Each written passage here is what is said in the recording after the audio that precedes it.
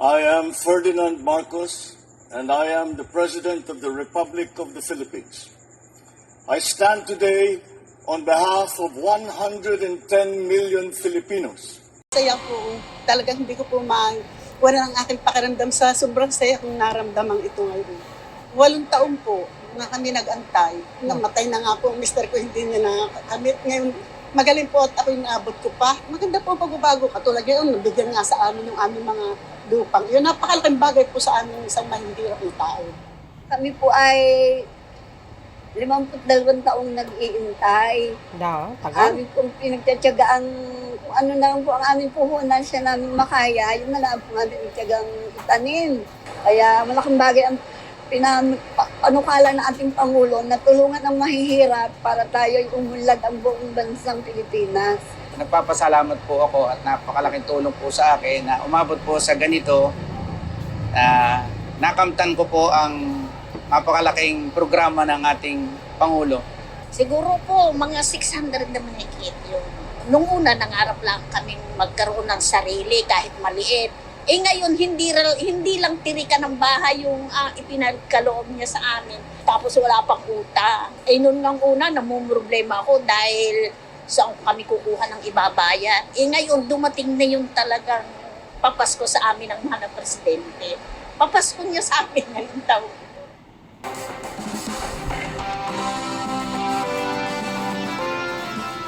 Hindi namin matatawaran ang pagsisikap at sakripisyo ninyo sa araw-araw. Kaya ang hangad namin ay mabigyan kayo ng ginhawa na buhay. Layunin po na ang DAR sa ilalim ng kanilang tinatawag na split project na iparti-parti sa inyo ang mga collective CLOA na una nang naipagkaloob sa inyo. Sa gayon, magkakaroon na po kayo ng sarili ninyong titulo sa lupang inyong sinasaka sa wakas. Na Republic Act No. 11953, tinatawag na New Agrarian Emancipation Act, ang higit na 440 milyong pisong halaga ng utang ninyo ng mga ARB dito sa probinsya ng Quezon ay purado na po. Kasama na ang amortisasyon, kasama na ang interes, kasama na ang surcharge. Lalo na dito sa Quezon, nakilala sa mga produkto tulad ng niyog, mais, saging, pinya, kape. Hangad po namin na lalo pang sumigla ang inyong pagsasaka. Ngayong wala na kayong inaalala sa lupang inyong sinasaka. Ito po ay isa lamang sa maraming programa ng ating pamahalaan para sa mga magsasakang Pilipino. Sa ating mga magsasaka, nawa po ay magamit ninyo ang aming handog hindi lamang sa inyong paglulad, kundi pati na rin sa pag-asenso ng inyong komunidad at ng probinsya ng Quezon at kasama na rin dyan ang buong Pilipinas. Kaya nga isinusulong namin ang agrikultura sa kalunsuran nasaan kami ay nakikipag-ugnayan sa iba't ibang ahensya ng pamahalaan at pribadong sektor din na magtanim at magtayo ng mga community garden. Lahat po tayo ay may pananagutan sa pagpapaunlad sa ating minamahal na Pilipinas. Ating pong gampanan ang ating mga tungkulin at sama-sama natin pagtulungan na makamit natin ang masaganang, progresibo at maunlad ng bagong Pilipinas.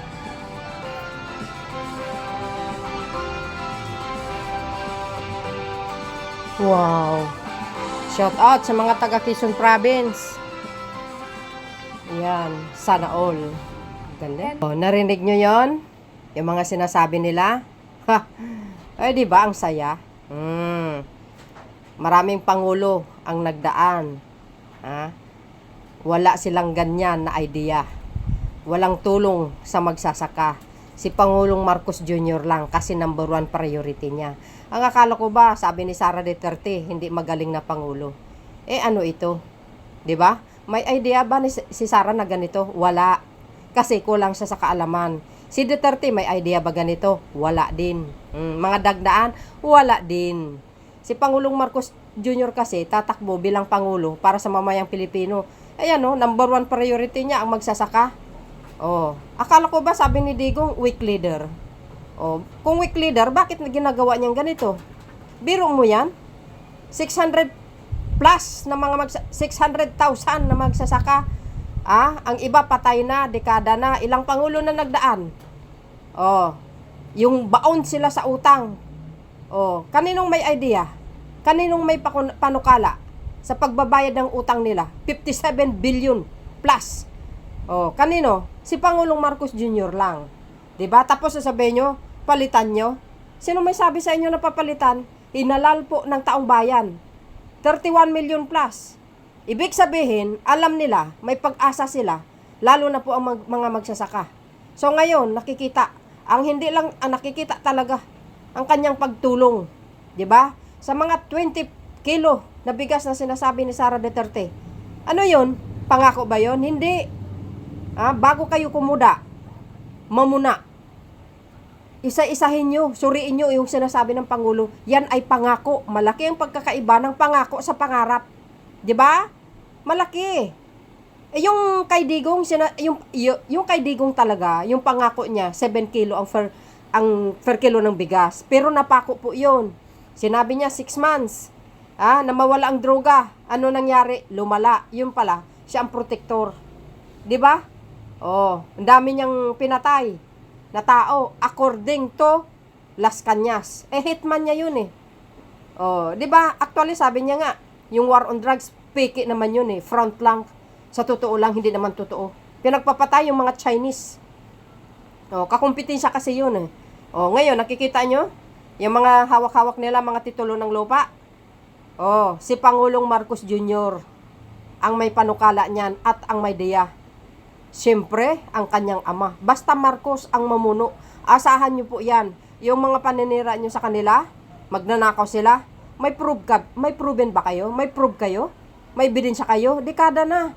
Ang paninira nyo, ang pagbibintang nyo sa Marcoses, dekada na. Pangulong Marcos Sr. pa. Oh, anong ginawa nung dating Pangulo? Dinala sa internasyonal yung kaso. Habulin ng Ilgateluet kuno. Nakuno. Pero sabi ni dating Pangulo, dating Senate President Juan Ponce Enrile, ang totoong diktador si Cory. Oh, sinabi niya 'yon. Oh, ang tanong, nagtagumpay ba sila? Sa mga kaso isinasampa sa mga Marcoses? Wala. 'Di ba? Hanggang ngayon na-dismiss ng Korte Suprema. Kasi ang kakampi nila ang katotohanan. Sabi nga ng lula ko, yung mga nagbibintang, yung mga nagbibintang, gawain nila. Tama yun. Oh, tapos ngayon, another opposition na naman. Mga dutae. Oh, sabi daw, wala daw kwentang gobyerno na ito. Ay, sus. Wala talaga. Kasi, hindi nyo ramdam dahil anti-Marcos kayo. 'Di ba? Tingnan nyo yung mga magsasaka. Taos pusong nagpapasalamat sa mahal na Pangulo. Oh. Yan ang hirap sa inyo, no? O, doon kayo kumakampi, sinusuportahan nyo yung mali na pinuno. O, anong isyu ng isa? Kurakot. Hindi niya maipaliwanag. Kung saan napunta ang pera. Ngayon, sinita ng komite, nagwawala. O, di ba? Yan yung mga ugali nyo. Pag sinita kayo, nagwawala kayo. Ngayon, pag iniimbestiga kayo dahil sa kasamaan ng dila nyo, sa kasamaan ng pagkatao nyo, sinugpi na kayo, hindi kayo sumikwot. Magaling kayo magsalita sa social media, pero pag ang batas ang hahabol sa inyo, takot kayo. Oh, ayan na yung tinatawag, may angas pero walang talas. Di ba? Oh, di ba? Duwag ang tawag diyan. So yun guys, maraming salamat sa inyong watching. See you again on my next upload video. Bye and babus. God bless Philippines. Congratulations sa mga taga Quezon Province. Mapapasa na all ka. Maraming salamat po Mr. President sa iyong kabutihang loob.